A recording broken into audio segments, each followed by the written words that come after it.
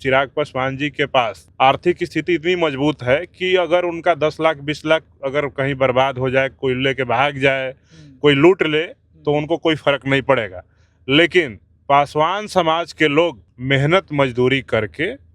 और अपना तन मन धन लगा करके उस कार्यक्रम को सफल बनाने के लिए बेहतरीन आयोजन करने का प्रबंध उन लोगों ने किया था। और इन वक्त पे उस कार्यक्रम में नहीं पहुंचना, मुझे लगता है कि वैशाली और महुआ के समस्त पासवान समाज के जन भावनाओं के साथ खिलवाड़ करना है। 1 महीने से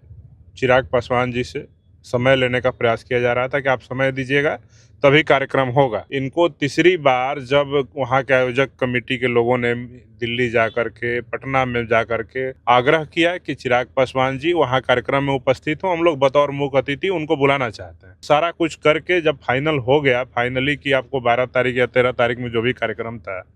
13 तारीख में चिराग पासवान जी पहुंचने वाले थे, पोस्टर बैनर लग गए, झंडे वंडे लग गए, तो हम कहना चाहते हैं कि वहाँ पे चिराग पासवान जी को पहुंचना चाहिए था। देखिए, बाबा वीर चौहरमल की जयंती पिछले महीनों से ही काफ़ी धूमधाम से मनाई जा रही थी। पासवान समाज काफ़ी धूमधाम से मनाते भी हैं। ऐसे में देखिए कि हाजीपुर में, वैशाली में जो है, वहाँ के गांधी मैदान में वीर चौहरमल की जयंती को लेकर आयोजन रखा गया था। उसमें मुख्य प्रवक्ता या मुख्य अतिथि के रूप में केंद्रीय मंत्री चिराग पासवान को बुलाया गया था, लेकिन समय के अनुसार उन्हें जो है उस आयोजन को टाल दिया गया। 1 महीने तक उसे टाल दिया गया। उसके बाद वहाँ पर केंद्रीय मंत्री चिराग पासवान नहीं पहुँचते। ऐसे में देखिए कि वहाँ के जो कार्यकर्ता थे, उनका बड़ा आरोप है, वो कह रहे हैं कि हमने लाखों रुपए खर्च किए, लेकिन चिराग पासवान हमारे अपने समाज के कार्यक्रम में नहीं पहुँच पाए। हमारे साथ भीम आर्मी के प्रदेश अध्यक्ष अमर ज्योति जी हैं।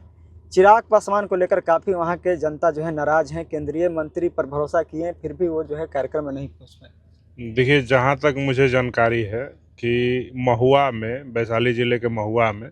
जो हाजीपुर लोकसभा क्षेत्र के अंदर आता है, वहाँ पे उनका कार्यक्रम, वहाँ की जो आयोजक कमेटी है, उन लोगों के द्वारा 1 महीने से चिराग पासवान जी से समय लेने का प्रयास किया जा रहा था कि आप समय दीजिएगा तभी कार्यक्रम होगा। और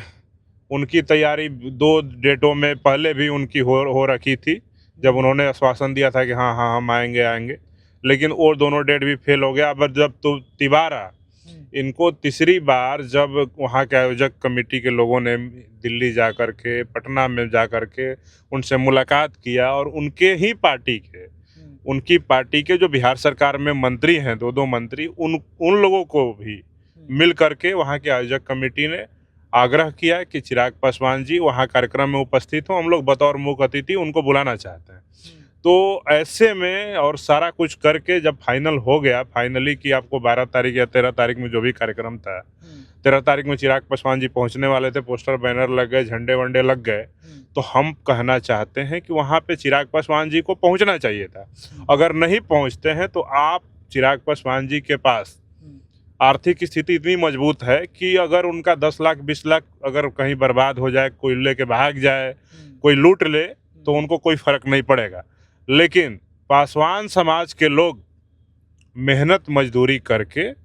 और अपना तन मन धन लगा करके उस कार्यक्रम को सफल बनाने के लिए बेहतरीन आयोजन करने का प्रबंध उन लोगों ने किया था। और इन वक्त पे उस कार्यक्रम में नहीं पहुंचना, मुझे लगता है कि वैशाली और महुआ के समस्त पासवान समाज के जन भावनाओं के साथ खिलवाड़ करना है। और मुझे लगता है कि चिराग पासवान जी को इस मामले में, अगर उस कार्यक्रम में वो नहीं पहुंचे हैं और जो आयोजक कमेटी को क्षति हुई है,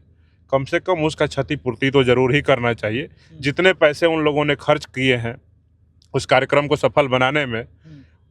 जितने बैनर पोस्टर लगवाए, बांस बल्ला लगवाए, टेंट पंडाल लगवाए, स्टेज सजाए, उनको सम्मानित करने के लिए तमाम विधि व्यवस्था उन लोगों ने किया,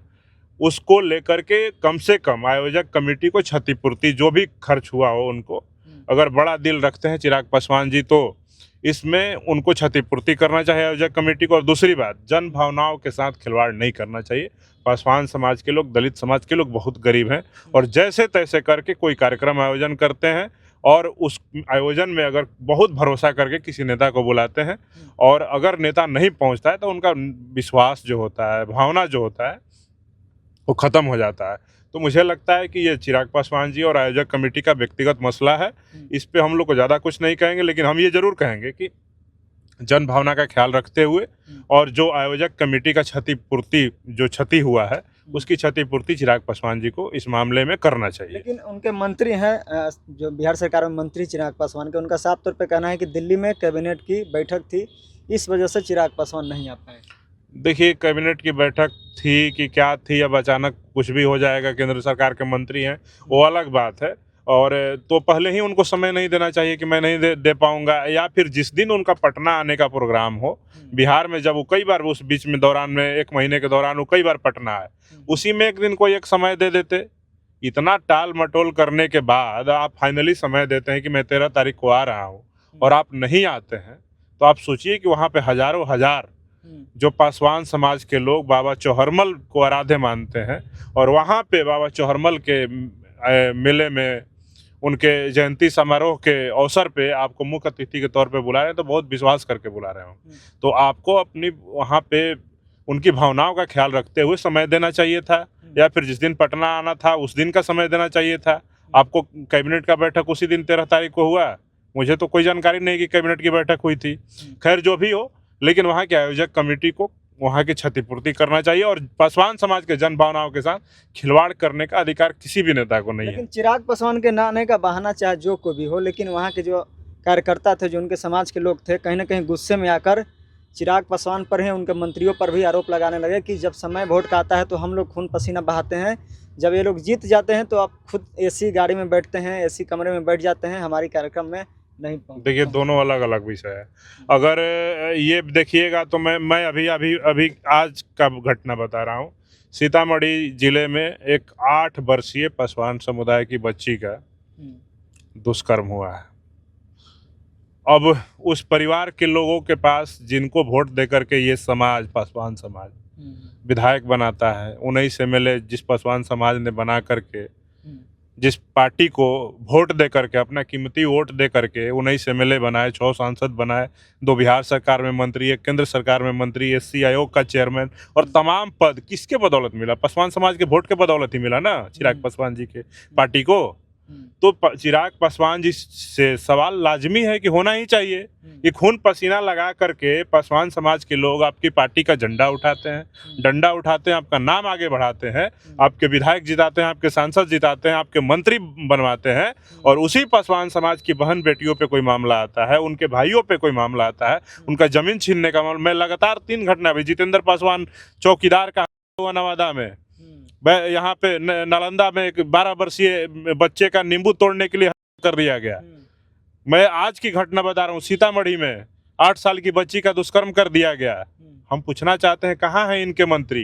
कहाँ हैं इनके सारे विधायक, कहाँ हैं इनके सारे सांसद? आप मंत्री हैं, आप बिजी रहते होंगे, प्रधानमंत्री के साथ कैबिनेट मीटिंग और तमाम चीजें करते हैं, लेकिन पूछना चाहते हैं कि बिहार में लगातार जिस प्रकार से पासवानों पे